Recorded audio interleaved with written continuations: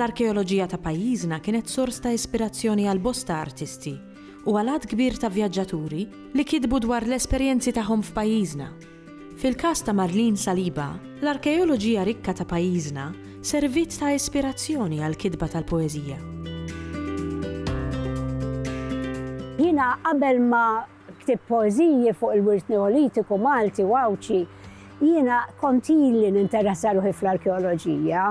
U anki kont naqra mur konferenzi fej kunaw konferenzi fuqhom u anki jaf kemm il-darba mort fis-siti neolitiċi u l-mużewijiet ta' Malta u Għawdex. Imma mbagħad meta ġejt biex noħroġ il-ktieb, ħassejt illi kelli nagħmel introduzzjoni ta' tarif arkeoloġiku għal min mhux daqshekk intis.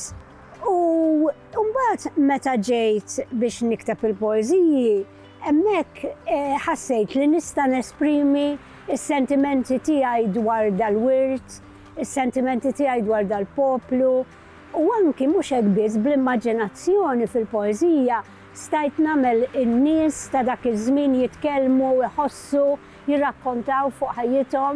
Ġifieri għalija bħala arkeoloġija u poeżija kien hemm ir-rabta ukoll li huma mezzi differenti ta' komunikazzjoni kif espremeri truħi fuq dan il-wirt tant prezzjuż tagħna li fuq kollox hu meqjus hemm ħafna siti meqjusin mill-UNESCO bħala siti ta' wirt dinji.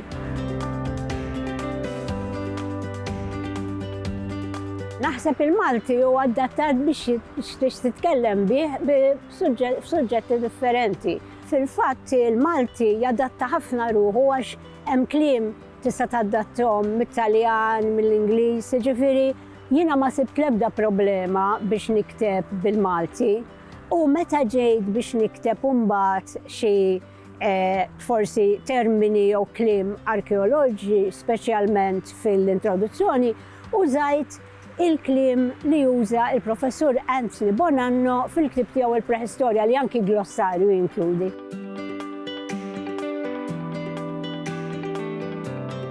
L-ewwel nett jiena nisma' il-lingwa li ġejja l-poeżija biha, dik l-ewwel ħaġa.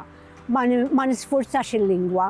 U mbagħad inħoss li rrid niktibha kif tiġi, ġieli tiġi f'daqqa. U l-idea u l-poeżija u tinkiteb waħedha, ġieli tiġi biċċa idea u biċċa poeżija.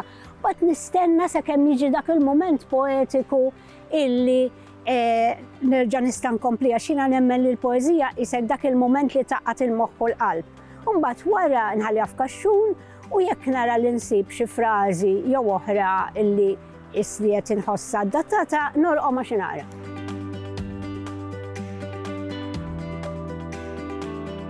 Jiena ħriġ l-ewwel ktieb bl-Ingliż u mbagħad tieni ktieb bil-Malti u bl-Ingliż f'daqqa u mbagħad tal-Ingliż tixtu bil-Malti. U tiskanta kemm il-barranin ikunu riċettivi għal-lingwa Maltija. Meta ġi li qrajt xi poeżija bil-Malti, bl-Ingliż u mbagħad bil-Malti u mbagħad inkun se naqra oħrajn, jgħidu li jaqraħa bil-Malti wkoll għax jaffaxxinhom il-lingwa, taffaxxinhom.